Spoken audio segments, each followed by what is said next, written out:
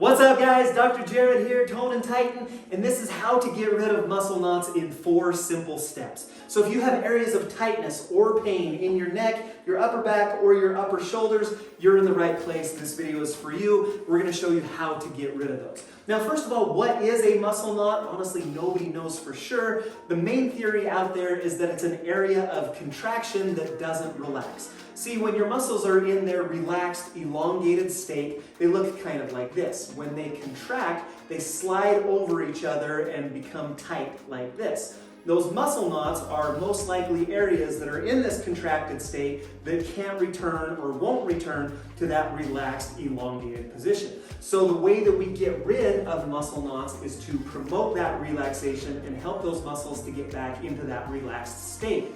The 4 steps that are going to help you to do that are: first, heat. We're going to bring more blood flow into the area.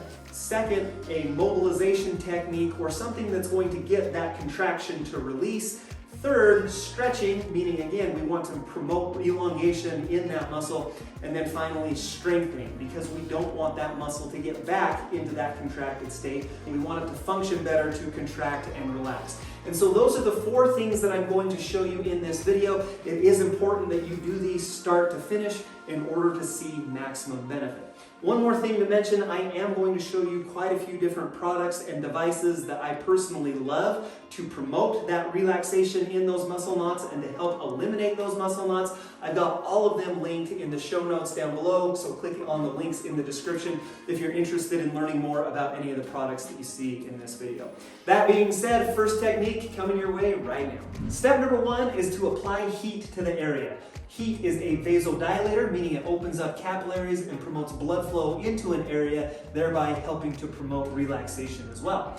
The ways that I like to do heat, so first, and the kind of the simplest, this is just a rice bag, just a bag sewn up, and there's rice in here. You throw that in the microwave and then throw that over your shoulder and leave that there. This was actually my wife's. She did not love the way that the rice smelled or made her hair and made her clothes smell. So she found this one online. Inside this, it's the same thing, well, kind of the same thing, but inside of here are just clay beads. So when you heat this up and when you drape that over, it actually doesn't have any odor to it. And so she kind of preferred that one a little bit more. You would heat that again up just in the microwave.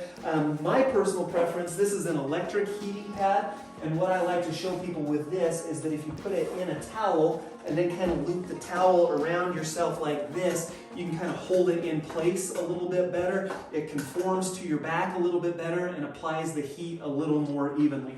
Whichever one you prefer, my recommendation is that you start with about 10 to 15 minutes, and by the end of that, you should start to feel actually pretty good.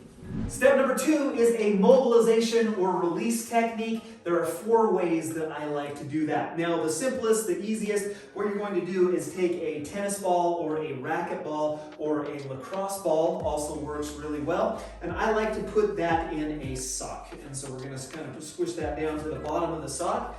So it's down in there. Now I can control that very easily. I'm going to put that over my back, and then again I can kind of steer and direct where that tennis ball is, and so that I can apply the best pressure to it. Now I'm going to put it in the right place, and then I would just lean right up against my wall. And then I can kind of come up and down, I can lower the sock, I can raise the sock, just to find that area where you do have, again, that nice muscle knot in there. It's gonna be a little tender once you find that. I've got one right here. You can see the look on my face. Put as much pressure as you can tolerate on it. Now, you don't have to be the hero. You don't have to go all in on this and try to heal it in one fell swoop, but we do want to put enough pressure on there so that it is effective. What I would recommend is that you hold that for about 30 seconds and then come off of it, maybe stretch, maybe relax a little bit, and then get right back into that pressure again. I call this like an acupressure or a trigger point release. Another thing that I like to do, here's a little bonus technique, is once you find that spot, you can then with your arm, so keep the tennis ball on the spot, but with your arm, reach across your body to stretch the muscle out, and then pull your elbow all the way back to the wall. And so reach across your body and then pull your elbow back to the wall. Again, while that pressure is there with the tennis ball, that makes it even that much more effective because we're getting actually some motion underneath that acupressure release. Now, Again, I mentioned that my wife is pretty susceptible to these muscle knots. If this is something that you get regularly, I do recommend, this is called a Theracane. Nothing sponsored in this video, I'm just sharing with you what works for me and what works for my wife as well. This is called a Theracane. You can see it's got a big hook, it's got kind of this nub here on the end, this little ball. But what you would do is, same thing, I can just use my hands and then I can find those areas of those knots right there in my back, and then I can do that same acupressure technique. About 30 seconds, just as much pressure as I can handle, and then relax. 30 seconds, as much pressure as I can handle, and then relax. You can repeat that 2 to 3 times. If it's your first time doing it, you might do it 1 to 2 times for 30 seconds. If you're a little more used to it, then maybe 2 to 3 times, because that can get painful, so please be aware of that. Let's see, the next technique that I love to release these is going to be with a foam roller. What you would do is lay that foam roller down on the ground, and then you can get down on it so it's perpendicular to your spine, and so it looks just like this. With my hands, I'm going to cup back here behind my head, and then I'm just going to lift my hips up off the floor and then use my legs to drive that foam roller up and down. And you should be able to get all over, again, those areas through your back. I do like this one. This one's not quite as intense because it's distributed across both sides of your back. But, you know, some people like this more. Some people like the focused attention of just the one more. And so keep that in mind. Sometimes, if you're me, right there, you kind of get a little pop through your back with that as well. And so that's a way that you can also mobilize your spine. What I do in my clinic is I'll just set either like a 1 or 2 minute timer on the foam roller and just have the person kind of roll that area out for that amount of time. The last release technique that I love is an active release. We're going to contract those muscles to help to promote relaxation, to help just reset. This is really good, especially after you've done like either the tennis ball or the Theracane or even the foam roller. This is a great way that you can promote further relaxation. So what we're going to do, for example, if I had the muscle knot over here on the right side in my right neck or right upper shoulder area, what you're going to do is raise your right shoulder up and then pull it backwards. So we raise and then we pull it backwards.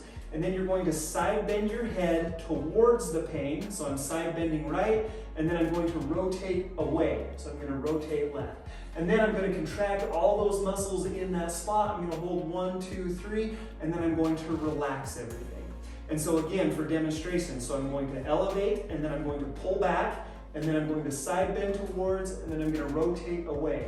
So what we're doing is we're contracting all of the muscles in that area, getting this nice tight contraction, but then as you let that go, you should feel that knot start to release as well. Typically what I recommend on this is about a 3 to 5 second hold, and then repeat that about 10 times. Now we've got that knot warmed up and released. The next thing we want to do is stretch to promote relaxation and elongation.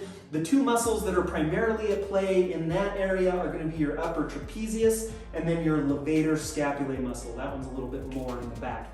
The stretches that I like for that, the first thing I'm going to show you is that upper trapezius stretch. I call it the ear to shoulder stretch. So once again, if it's my right side, what I'm going to do is tilt my head over here to the left until I get a good comfortable stretch through this entire right side. With my left hand, I can then grab the opposite side of my head, apply a gentle overpressure to it, again, just until I get a good comfortable stretch right here. I want you to focus on keeping that shoulder down. Sometimes people will do one of these with it, but what I want you to do is just keep that shoulder down. I want to create as much distance between your ear and the tip of your shoulder as possible. Hold that for 20 seconds. You can repeat that one to both sides. I go 3 times 20 seconds to each side. To stretch that levator scapulae out, again, that's a little bit more in the back. I prefer the smell your armpit stretch for that one. What you're going to do is gaze down in this direction, kind of an angle towards your armpit. Your nose goes right down towards your armpit. With your left hand, you can reach up to the back side of your head and apply just a little more pressure right there. And that one's really good. A lot of people will feel that kind of base of the skull to the tip of the shoulder blade right down there. A lot of times that's the muscle that's at play with these knots.